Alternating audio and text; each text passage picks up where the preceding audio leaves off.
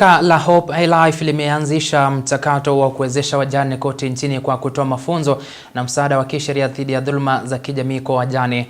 Mwanzilishi wa shirika hili Betty Musendai ameelezea masikitiko yake kuhusu jinsi wajane wanavyotengwa kwenye maamuzi na kupokonywa mali mara tu baada ya kupoteza waume zao, jambo linalowaacha na mzigo mzito wa kulea watoto bila msaada. Aidha, ametoa wito kwa serikali kutambua kundi hili rasmi na kuingilia kati kuzuia unyakuzi wa mali unaotekelezwa na jamaa za waume na wajane hawa. Founder of Hope Life International. This is an organization that is registered in Kenya as a Christian organization. Program under Hope Life International that deals majorly with widows. And because we cannot talk about a widow and leave an orphan, so we do widows and orphans at the same time.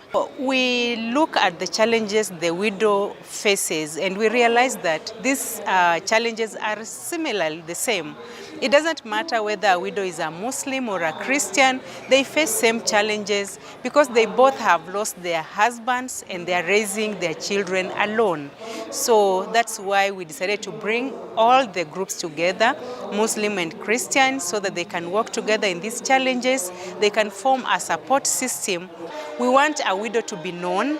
We want widow statistics so that we know how many widows we have in Kenya.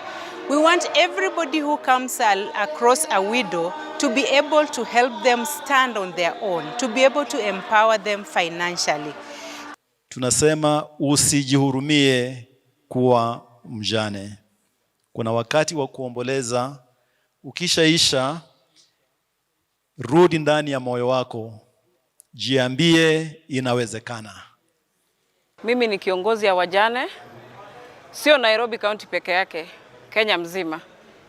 Nimepigania uongozi ndio wajane wasikike. Tunaomba serikali ya Kenya, mambo ya wajane iwekwe kwa mstari ya mbele. Kwa njia mingi sana, kuna vile serikali inaweza saidia wajane. Hope Life imesaidia, lakini serikali pia iongeze mikono. Tuone penye hao widows wanafika.